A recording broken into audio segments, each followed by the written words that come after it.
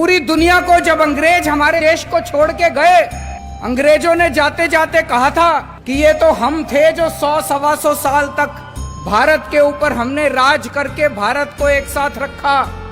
अब देखना हमारे जाने के बाद इनसे अपना देश नहीं चलने वाला, इन लोगों से भारत एक साथ नहीं रहेगा। ऐसे अंग्रेजों को भी लग रहा था, पूरी दुनिया को लग रहा था।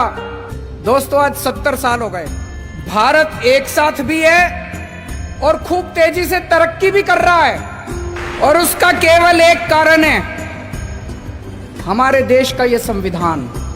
ऐसे देश का संविधान लिखना जिसमें इतने सारे धर्म थे, इतनी सारी भाषाएं, इतनी संस्कृति, इतनी जाति, इतनी विविधता, ऐसे देश का संविधान लिखना कोई आसान काम नहीं था।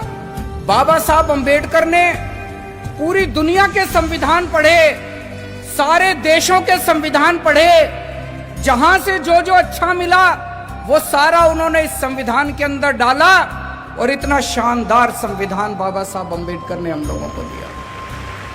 संविधान में लिखा है बराबरी का अधिकार होगा। अभी तक यहां इतने सारे बच्चे बैठे हैं, अगर कोई बच्चा गरीब घर में पैदा होता था और कोई बच्चा अमीर घर में पैदा होता था, क्या उनको बराबर की शिक्षा मिलती थी? नहीं मिलती थी। तो क्या बराबरी का अधिकार था? नहीं था।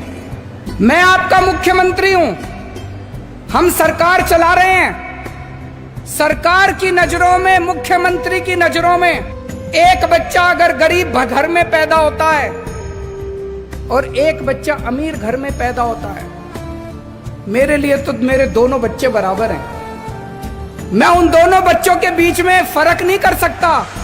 तो इसीलिए जब हमारी सरकार बनी, हमने अपने सामने सबसे पहला लक्ष्य रखा कि इस गरीब के बच्चे को भी अच्छी शिक्षा दिला के रहेंगे हम लोग।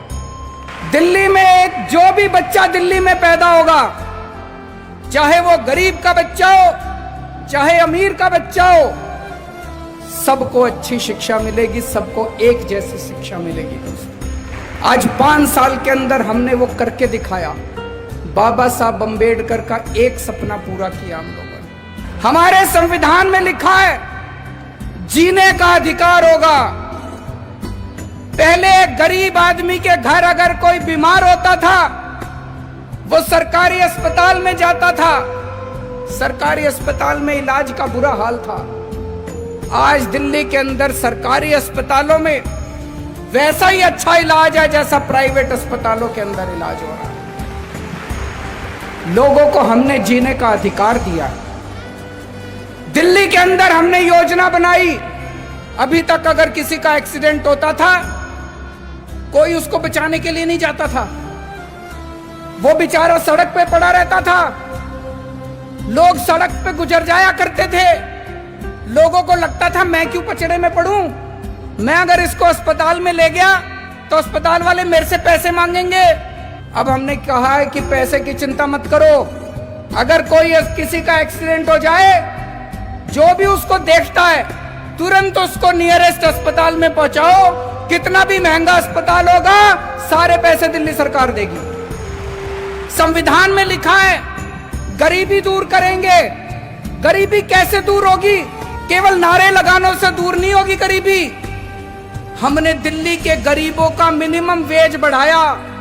एक एक गरीब मजदूर को, एक एक गरीब कर्मचारी को हमने 15-15 हजार रुपए महीने की तनख्वाह दिलवाई।